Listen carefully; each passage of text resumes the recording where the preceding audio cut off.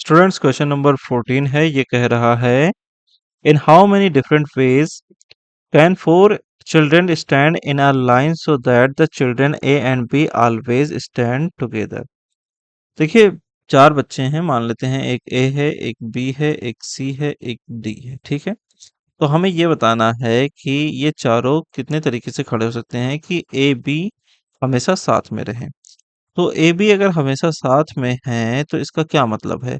इसका मतलब ये है कि जो भी बच्चे हैं यहाँ पर वो बचे तीन। ठीक है, हमें ये चीज नहीं देखना है कि ए और बी जो हैं उनको मिलाकर के चार लोग हैं, बल्कि हमें ये देखना है कि ए और बी हमेशा मिलाकर के कितने लोग हैं, सिर्फ और सिर्फ तीन लोग हैं।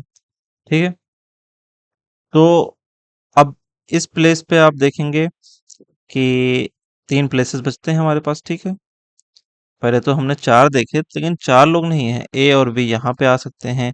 ठीक है, अदरवाइज ए बी यहाँ पे आ सकता है, या फिर ए बी यहाँ पे आ सकते हैं। ठीक है, अब हर एक कंडीशन के साथ आप देखेंगे क्या है।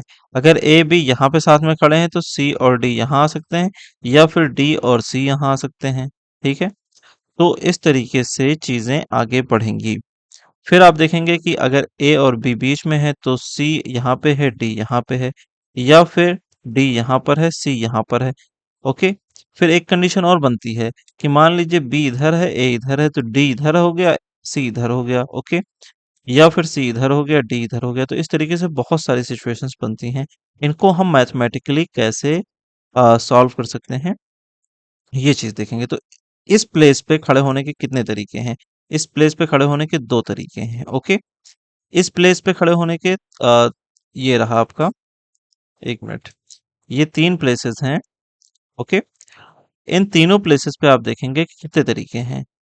यहाँ पर आप देखेंगे कि ए बी, ठीक है, सी डी में से कोई खड़ा हो सकता है। फिर एक अगर यहाँ पे ऑक्यूपाई कर लेता है तो यहाँ पर सिर्फ और सिर्फ कौन बचेगा? सी और डी में से चूज करना होगा, यहाँ पर सिर्फ डी को चूज करना होगा। बताने के लिए बता रहा हूँ कि अगर ए बी ने ये प्लेस ले लिया तो एक यहाँ पे आएगा, और दूसरा यहाँ पर, तीसरा आखिरी जो बचेगा वो यहाँ पे जाएगा। यानी कि यहाँ पर तीन तरीके हैं, यहाँ पर दो तरीके हैं, यहाँ पर एक तरीके हैं। ओके, तो कितने तरीके हो गए टोटल? छह तरीके से हम इन तीन प्लेसेस को फिल कर सकते हैं। अब देखिए, दूसरी कंडीशन के हिसाब से ए और बी हमेशा साथ में रहेंगे, लेकिन ए लेफ्ट रहेगा, राइट रहेगा, ये कंडीशन तो है नहीं। कोई किधर भी हो सकता है। तो ऐसी कंडीशन में ए और बी की जगह जो है, ए और बी ये दो अलग लोग हैं। यहाँ पर एक और एक दो लोग खड़े हो सकते हैं, यहाँ पर भी एक और एक दो लोग खड़े हो सकते हैं। यानी कि ए अगर इधर आ गया तो बी इधर चला जाएगा, बी अगर इधर आ गया तो ये इधर चला जाएगा। यानी कि टोटल क्या है? टोटल हमारे पास दो तरीके हैं जिसमें ए और बी खड़े हो सकते हैं। ठीक है, तो हम इसको 6 से गुणा कर देंगे। ठीक है, कितना हो जाएगा? 12 हो जाएगा। ऑप्शन में देखिए बी जो है वही 12 है, और यही आपका करेक्ट आंसर है। यानी कि ए और बी का प्लेस फिक्स्ड है कि ये साथ में रहेंगे, लेकिन किस साइड में रहेंगे, कौन किसके साइड में रहेगा, ये नहीं है। अरेंजमेंट में हमने बनाया ए बी सी डी। ठीक है, ये भी सही है, या बी ए सी डी, ये भी सही है। ठीक है, तो ये चारों अलग अलग डिफरेंट वेज हो गए ना खड़े होने करके। तो ए बी साथ में है, बी ए दोनों एक दूसरे के साथ में है। ये चीज हमें सिर्फ बतानी थी। आई होप कि समझ में आ गया होगा। अगले क्वेश्चन पे चलते हैं।